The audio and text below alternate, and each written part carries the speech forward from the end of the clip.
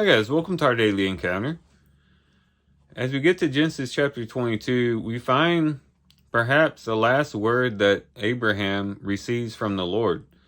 And it's in regards to him offering up his son, Isaac.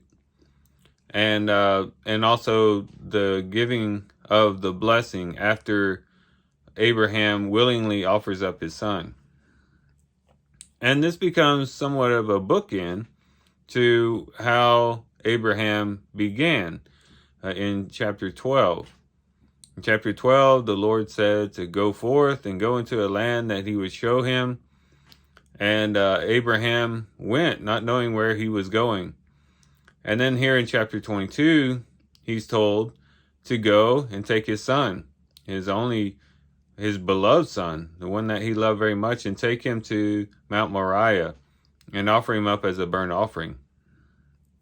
And both of these bookends of really the Lord directing Abraham in the pathway of faith, both of these are very challenging. One, to go into a place that you don't know where you're going, to not know exactly how things are going to be laid out.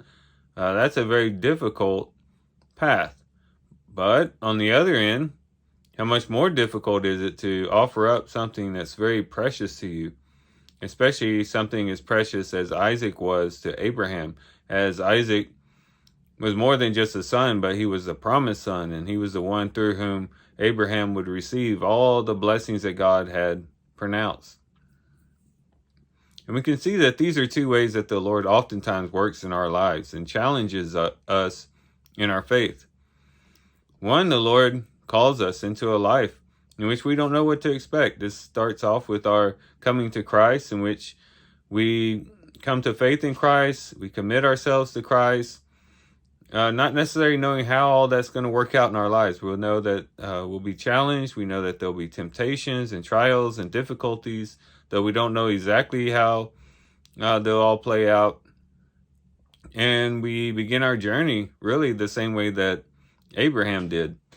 And really, if you think about it, every day we wake up going forth, being called to go forth in faith into our day, not necessarily knowing how everything's going to work out, but knowing that we are to submit to the will of God and to his direction for our lives. But we also know that there are those times in which the Lord challenges us by us having to offer up things for the Lord. We're told in Romans chapter 12 that we are to offer up our bodies as a living sacrifice. That's a huge sacrifice that we commit to every day. But there might be other offerings that we have to give to the Lord here and there. Different things that come into our lives that we have to give up for the sake of the Lord and for the sake of the kingdom. Those things can be difficult and challenging. And we do so with a similar faith that Abraham had. Abraham believed that he would receive Isaac back in resurrection. We're told that in the New Testament. And we offer up things to the Lord to even today, in which we expect to receive those things back. In Mark chapter 10, Jesus said that, anyone who's given up houses or family, so on and so forth, will receive back 100-fold. And so we know that if we just give our lives to commitment to the Lord and we're willing to offer up all things for him, and we will receive that back and receive it 100-fold. Much like Job experienced there at the end of the book that we read.